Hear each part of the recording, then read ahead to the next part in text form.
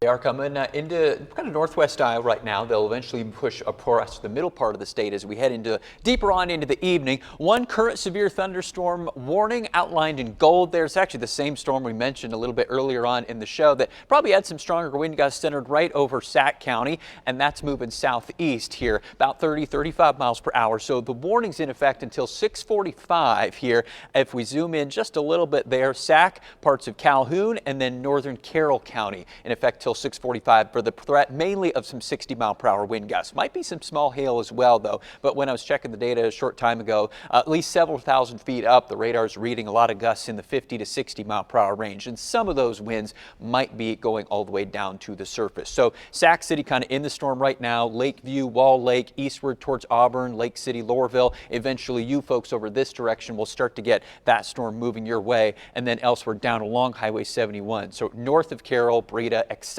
Those storms here. We'll put them in motion here if we can, and we'll show you where that storm's going. So southeast about 35 miles per hour here on that particular storm. So mainly just a gusty wind threat. And notice it's part of just a line of thunderstorms that extends north and west to Fort Dodge and then back southwestward north of Denison out in towards the Missouri River Valley. So that's our lone severe thunderstorm warning for the time being. Another pocket of storms here over far northern Iowa as well. That's had a history of producing a lot of rainfall too. So because of these storms moving across the state, there's a severe thunderstorm watch in effect until midnight here, north central and then into western Iowa here. Again, mainly winds will be the threat. There is a secondary possibility we could have enough rain that we can have a few more of those pockets of heavy rain potential here tonight as well. So wind gust potential from storms, pockets of heavy rain tonight, both from tonight's storms. And then next week we'll look ahead, once we're past tonight's storms in the next few days, we'll look ahead to a stretch of some hot air with temperatures up in the 90s. So in addition to the severe thunderstorm watch, there is also a flood watch out too. This is concentrated right across central Iowa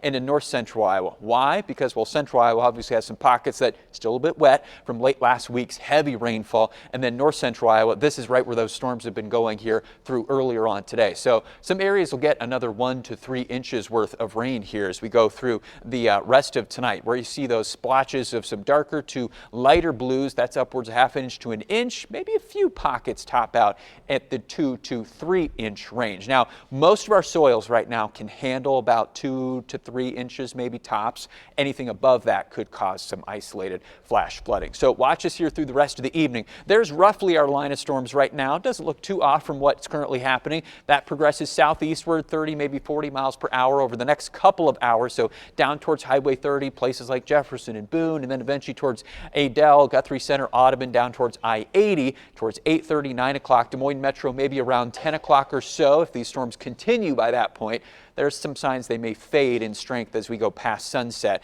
And then a little reinvigoration of storms will happen likely out towards far western Iowa here after midnight tonight. And then everything should sort of dissipate for the most part as we head towards tomorrow morning. Some residual clouds and perhaps a shower left over for the first part of Thursday. And then even clouds will be on the decrease, just a very spotty chance of rain left into tomorrow afternoon. We won't be feeling like the 90s tomorrow either. That'll be a welcome change, I think, for most folks.